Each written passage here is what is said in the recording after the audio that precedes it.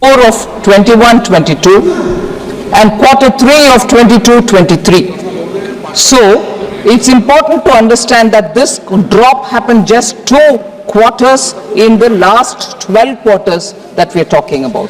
So let us not sort of pick on that one and predict future. This has been a steady growth and a steady sustained growth. So I'd like to place that perspective with the numbers before me. The regular union budget was passed by the newly constituted Lok Sabha post-parliamentary elections in middle of August 2024.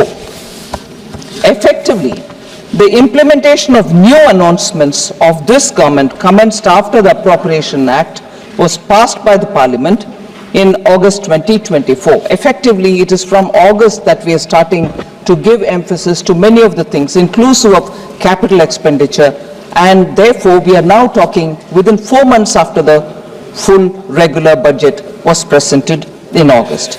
So the situation is no different from one seen in earlier years when parliament elections were conducted. So that's a very important consideration which I would honorable members to take on board.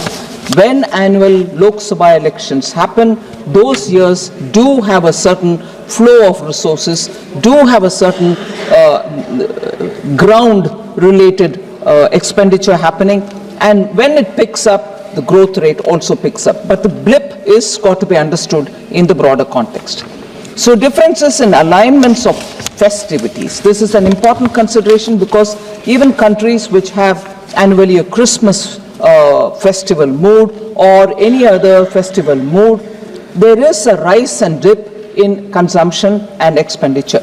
So between September and October this year, particularly for India, in the previous and current year, created a modest downward bias for the Q2 growth, because I think there was 15 days where people do not spend, and which came very close to also the Dashera vacation when people spend, and as a result that quarter got affected by good spending fortnight and a not so good spending fortnight, both occurring during that quarter itself. So the government believes that the trend in quarter 2, 24-25 is only a temporary blip, and the economy will see healthy growth in the next quarters. Also, a generalized slowdown in manufacturing is not expected, as it is restricted to few sections only. Out of 23 manufacturing sectors, and this is an important fact that I would like to place for the consideration of honorable members, out of 23 manufacturing sectors in the index of industrial production, about half of them remain strong even now. So we need to put this in context. Capital expenditure of the union government has grown by 6.4% year on year between July-October 2024.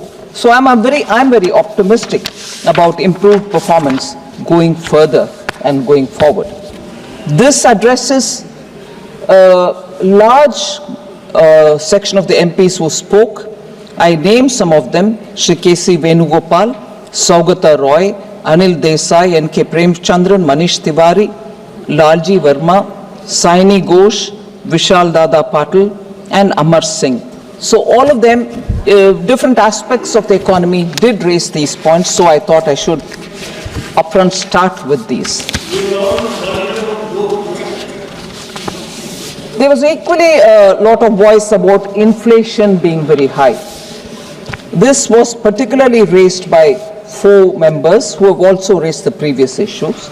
Retail inflation, madam, declined to 4.8% in 24-25, April to October, compared to 5.4% in 23-24. This is the lowest since COVID-19 pandemic started. Lowest retail inflation. Core inflation, which excludes volatile food and energy prices, remains at 3.6 and is at a decadal low. It's a very important data which we have to take on board.